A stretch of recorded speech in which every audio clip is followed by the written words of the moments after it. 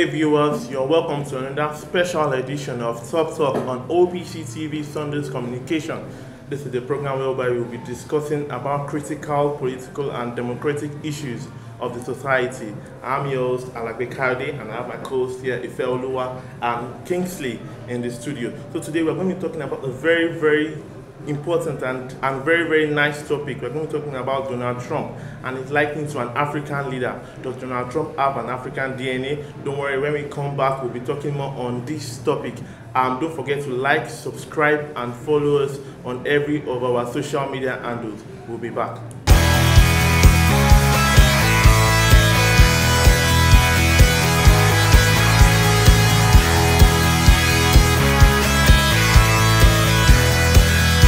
Welcome back to our program. Hope you didn't go sharp. Okay, so we are going to be talking about Donald Trump today.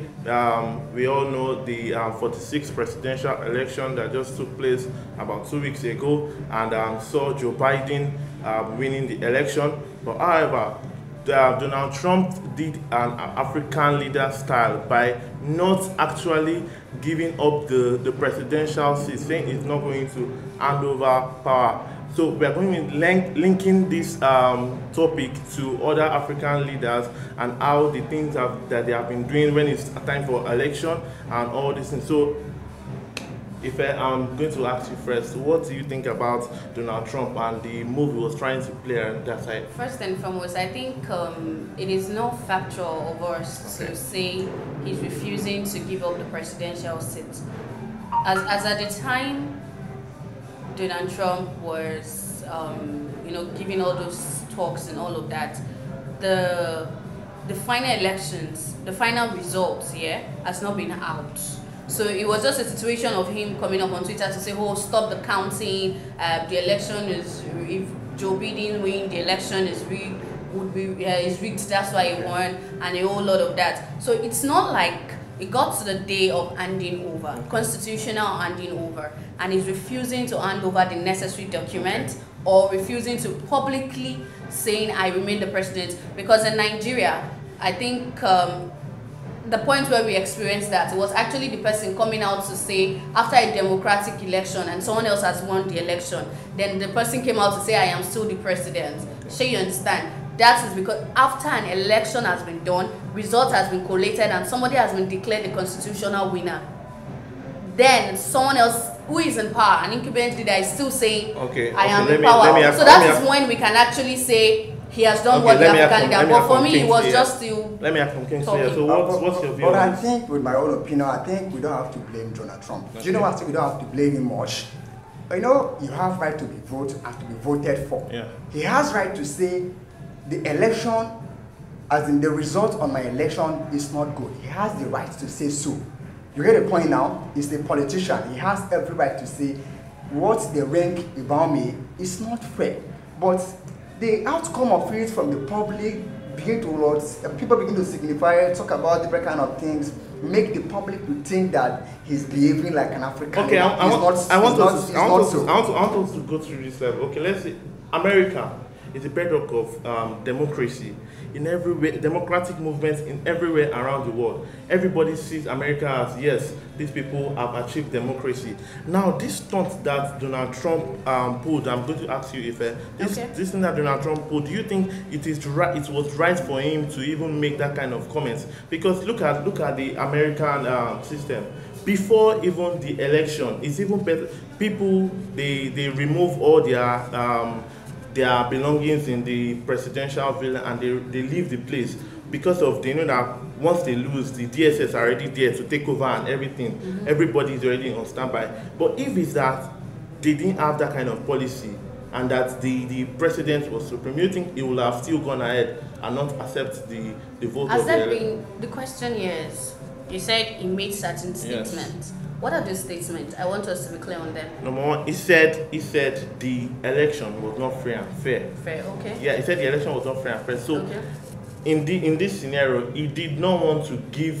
He knew that he was losing. He knew that he was losing. Wait, just wait. I want us to not infuse our personal objective of who Trump is into clouding our judgment in this scenario. Any leader, be it in the Western world or in Africa can actually make a statement, this election was not free and fair. So it is a responsibility of concerned body, the international body who were present to supervise the elections, their independent electoral commission over there, and other concerned body, government organization, to look into the elections. Was it free and fair? Could his allegations be right? That doesn't mean he doesn't want to leave the office. He's just saying his view, like this election was not free and fair, and there is nothing stopping him from saying so. Like every normal citizen, his own opinion. That was his own opinion. Exactly, as a citizen. If you say so, I don't too much blame you. But in another way around, let's look at it in another way around. African are underdeveloping, or they are developing country. Is that not so?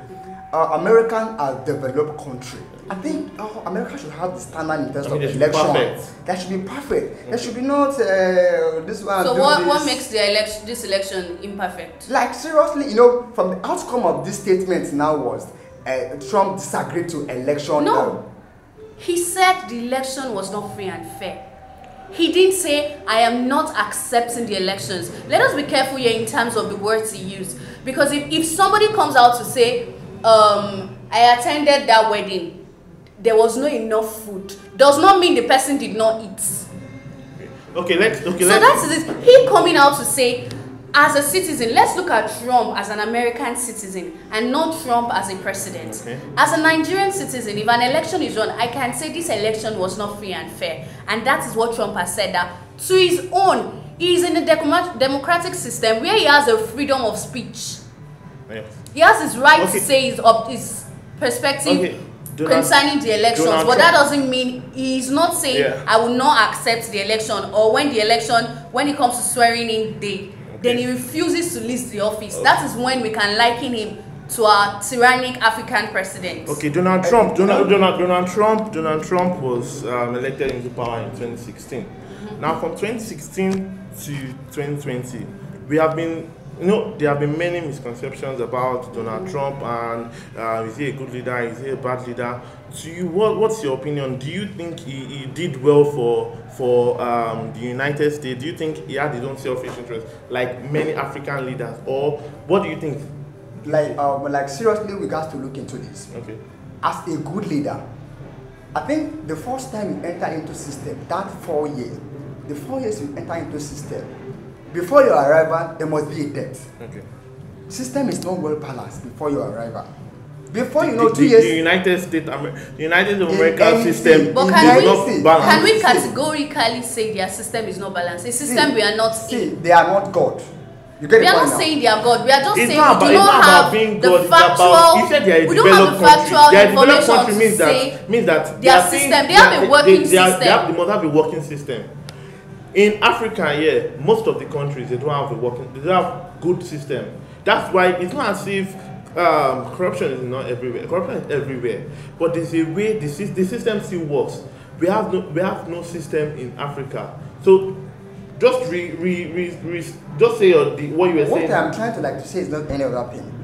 You are now aware that in anything concerning election, coming in first, as in your first year, your second year, no matter how standard it is as a leader, there must be a certain things. You get the point now? There must be no matter anything, there must be mismanagement before you get in. Maybe he is trying to put on those things in order so that the system will become normal. But the fact is, as him trying to do this, his effort is not still coming out. People are still complaining. People begin to have one reason on him. What does an average American have against Donald Trump? We are not there. What was their economy system like in 2016 when Barack Obama handed over? What is their economy like today, now, 2020? Those are the things that will determine if Donald Trump failed them or not. If it's about the economy, it could be their personal vendetta against him. He didn't fail because he achieved. But it's just that based on what I've been reading and the research I've made, the higher class, the big businesses were the ones that thrived during this Donald Trump's time, and that's why people are always furious, because the middle class and the small business enterprise, they were not able to succeed. That's a better thing they can hold against. Does it mean that what Donald Trump said was turned upside down? Said, what did he say? Like said, he doesn't really say that he disagreed to the election. He said the election was not free and fair. Is that not what we are saying? Yeah. Saying an election is not free and fair, it is not the same meaning with I am not accepting this election. Definitely his word has already turned upside down by the public. Is that not so? No. What does when somebody is saying an election is not free and fair, it's not on the part of the public, it is on the part of the government and the electoral body.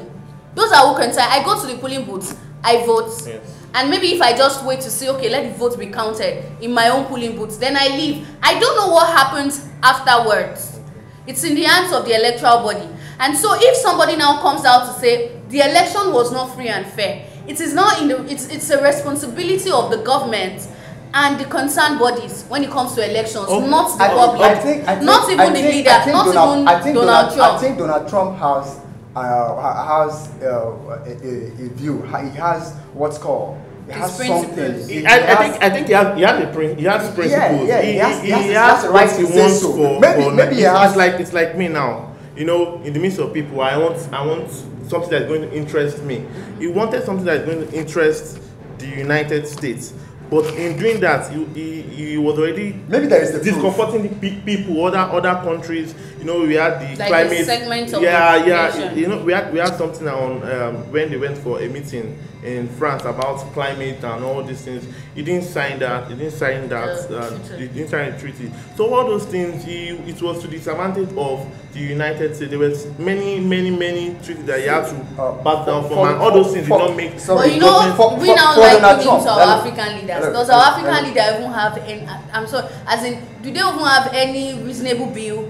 Any, as in, they don't have anything. There's no system alone. I think it is when there is a system that we can now start asking them, calling them to order, questioning them. But there is no system. Our system and our leaders are like this. But in the United States, there is a system and there is government. So the government is separated from the system. Yes. But yeah, our system and our government, those in power, are the same thing. So when our governments give order, like a president says, I'm not going to leave office, the police force, the military, they don't have what it takes. They don't have a working system that takes to say we are going to stay with the person who won the election. Yeah. But it can happen in the US. If Donald Trump refused to leave, for Donald Trump, the military or whatsoever will take their positions. Yes. For Donald Trump to say the election is not free, I think he has a reason and a proof. You get the point now? Before somebody says this, there must be a reason for that, and there must be a proof. You get the point now? They were saying he was saying there was a backlog in the voting exercise and everything. There are some votes that are supposed to be counted that were not actually counted. I think he has the backup for that. Yeah. You know, he can't just come out he does not need back. He said, I want us to accept this thing, like a normal American citizen coming out to say our last elections was not free and fair. Okay, anybody can say it. Okay, so we're now likening him because of that singular statement, calling him an African leader. I don't accept that. Okay, I see that as let's look at what really to me, I believe the COVID-19 pandemic really did a toll on Donald Trump. If there was any chance that he could come back into power this year, it was breached by the COVID-19 pandemic and everything. You know, we see people like Dr. Fauci and all these things. You know, they were always bringing him, trying to allow people feel that okay, this man is not working. But I'm also going to support her in this. You know, every day Donald Trump came out to okay, this is what is happening, this is how many deaths that we have for the COVID-19 and everything, and what they were trying to do. We saw there were some African leaders that were saying once in 1 month, and when they come and tell us we are going to suspend the suspend. They are going to shift the curfew and the lockdown and everything. So I think on that part, he did well. He did well. What do you have to say about that? See, Donald Trump has love, has passion for the US. Then that is why he cannot be likened to an African leader. He do things willingly. But the fact is, animal is more easy to control than human being. Whatever thing you think you are doing, people must criticize you. That's why he's in power, to be criticized. As a leader, if they don't criticize you, you're not yet a leader, and you must what? You must absorb it, you must take it, you must accept down to what people say sometimes. You don't have to be reacting like, I'm a leader, I'm all, no. I think being in that position, people must criticize you. On the 2nd of November 2020, Joe Biden emerged the 46th president of the United States of America.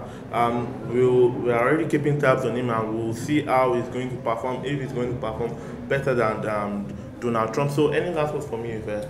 I'll just say, likening Donald Trump to African leader is kind of if we're accepting that he has an African DNA, yeah. I think our emotions is just clouding our judgment. Okay. Because no matter what Donald Trump might be, no matter what the complaints might be, he's not perfect. Okay. I believe there are tangible things he can hold on to that his regime, achieved. Yeah.